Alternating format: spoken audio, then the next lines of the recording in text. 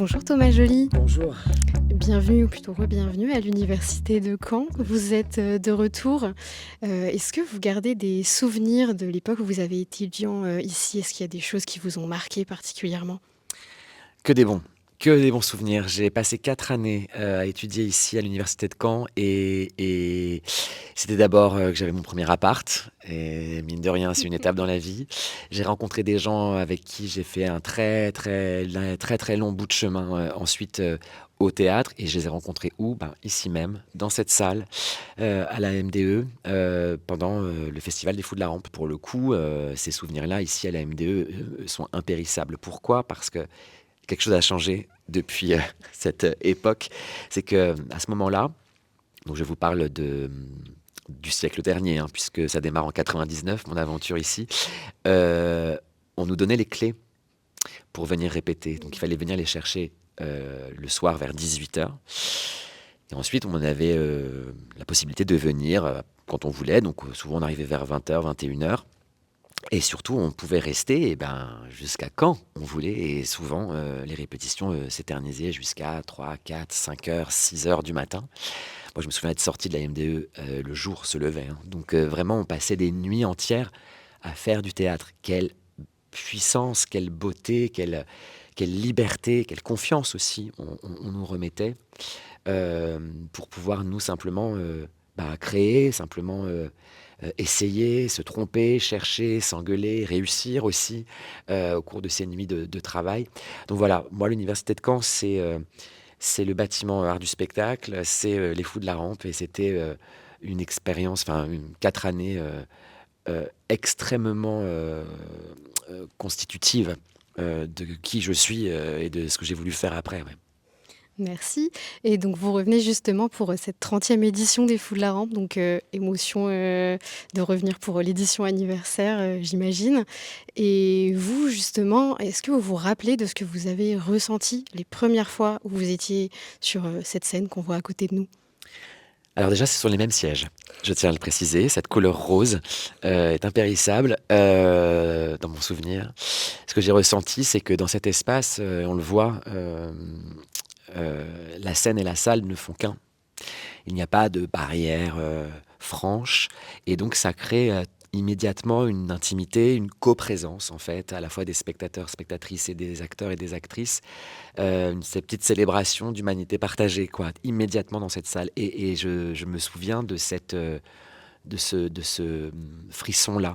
On n'est pas protégé à la MDE, il y a quelque chose de très ouvert, de très direct, de très enfin, vous voyez, il y a pas on peut pas beaucoup se cacher et je pense que cette, frontalité, cette, honnêteté du rapport, de ce rapport un peu direct, moi j'en ai des souvenirs d'angoisse, pour être honnête avec vous, d'angoisse parce que voilà, c'est comme si on était, à nu quoi mais quand même, parce qu'à la fin c'est chaleureux avec les applaudissements, quand même à l'issue de chaque représentation une joie de partager ce moment-là. Et qu'est-ce que vous diriez justement en tant que parrain, en plus de cette 30e édition, aux jeunes troupes que vous avez rencontrées, tout à l'heure? Qu'est-ce que vous leur diriez? Quels conseils vous leur donneriez pour, eux qui vont faire leurs premiers pas, cette semaine?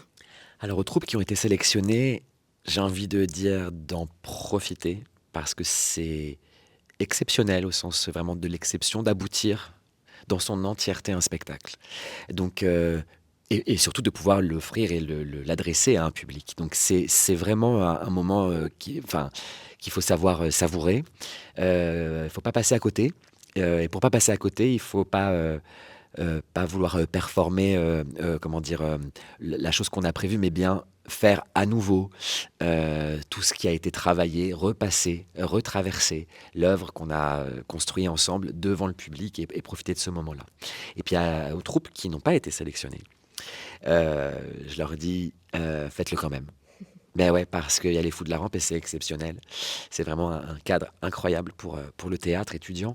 Mais en fait, le théâtre, on peut le faire, n'importe où, n'importe quand. Tant qu'une personne raconte une histoire et qu'une autre personne l'écoute, et ben, on peut le faire, sur un parking, on peut le faire, sur, une esplanade, on peut faire du théâtre, en fait, quand on veut, où on veut.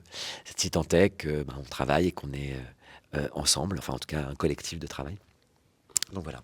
Et donc on parlait de l'angoisse justement, bon, des troupes qui ont été retenues, celles qui n'ont pas été retenues et c'est vrai que l'angoisse, le stress, donc à la fois sur le théâtre et puis pour nos étudiants et étudiantes, de manière générale, c'est un vrai sujet.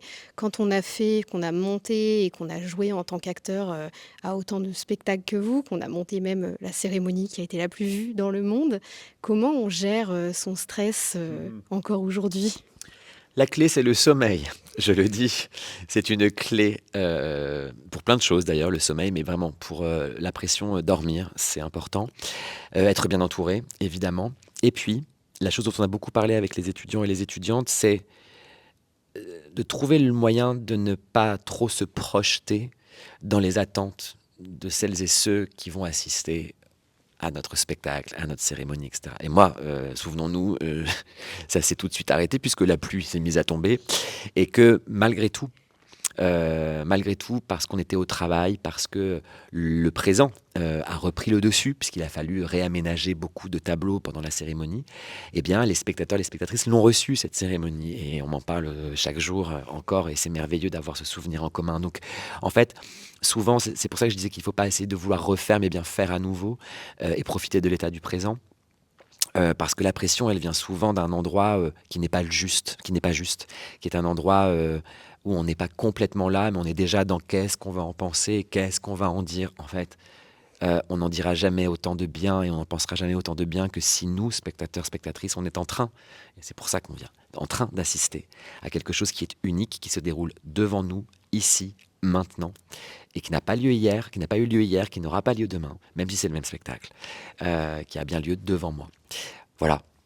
Merci. Alors pour finir, si on reprend un peu, on finit notre petit tour, nostalgique, qu'est-ce que vous auriez aimé qu'on vous dise, quand vous aviez 20 ans? Ce que m'ont dit les Fous de la Rampe, ce que m'a dit ce festival, ce que m'ont dit ces représentations, c'est que c'était mon endroit. Et en fait, c'est pour ça, j'ai pas de manque, vraiment, je n'ai pas de manque. Hem, J'aurais aimé qu'on me dise ce que je viens de vous dire, c'est-à-dire: «Tu sais quoi? Attends pas trop la permission, tout ça, fais ton truc». Mais en même temps, c'est ce que m'a appris aussi les Fous de la Rampe, quoi. On a envie de monter cette pièce, on n'a pas l'âge des rôles, elle est très compliquée, elle est trop compliquée pour nous, on n'a pas les moyens des décors que l'auteur ou l'autrice a mis dans les didascalies, mais allez, on le fait. Donc en fait, j'ai pas de regret, j'ai pas de manque de quelque chose qu'on m'aurait pas dit.